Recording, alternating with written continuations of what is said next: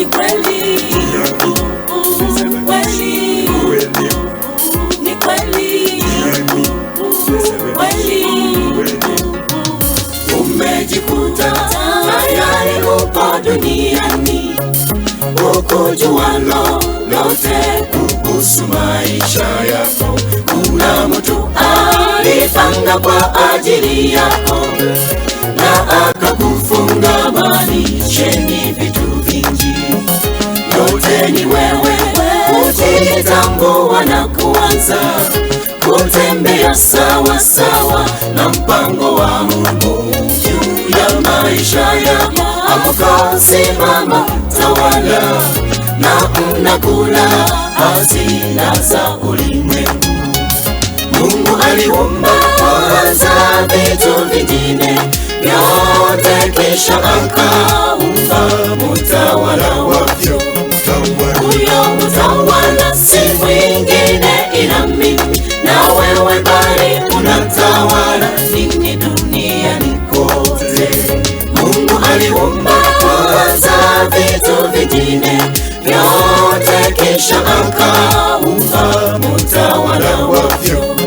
Huyo mtawala si mwingine ila mimi na wewe, bali unatawala nini duniani kote.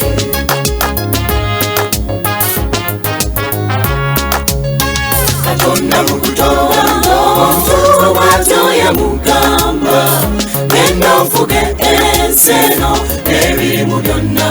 Kyokka leka nkubuuze, kulintwe ebingi byonna obafunza ku kikyobala, nawe kyolina kyofugako.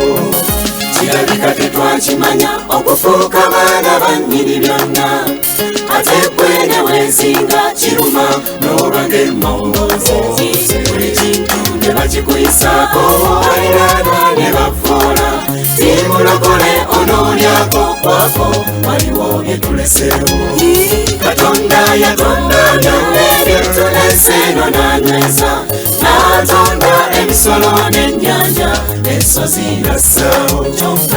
Amala okutonda byonna ebyo n'atonda omuntu afuge ng'ebitondeddwa, wabula olina kikyofugayo.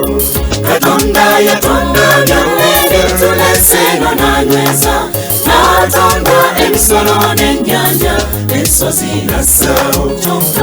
Amala okutonda byonna ebyo n'atonda omuntu afuge ng'ebitondeddwa, wabula olina kikyofugayo.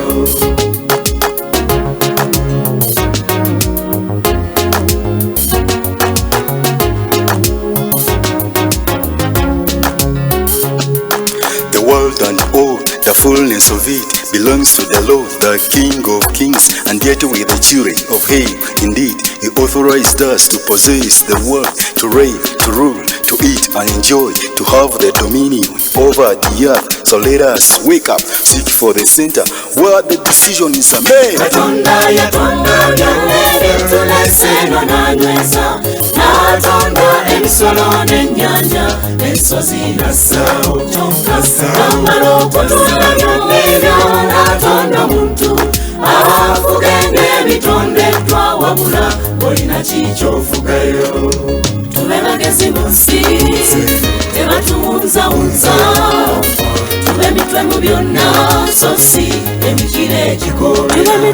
Tube obufuzi mu nsi, tuyingira mu yonna ebirimu amaanyi ago agasalawo ekinaddako. Jjukira nti essala yokka tesobola byonna, wabeerawo ebisaanidde okwenyigira. ate wulira kino, Abasajja bonna Mukama beyakozesanga balimu mu by'obufuzi tebabinyoomana. tetwekomoma, Tetwemotyamotya ng'ekibi kiwamba, ebisiyaga mpulidde bijja ani atukiikirira.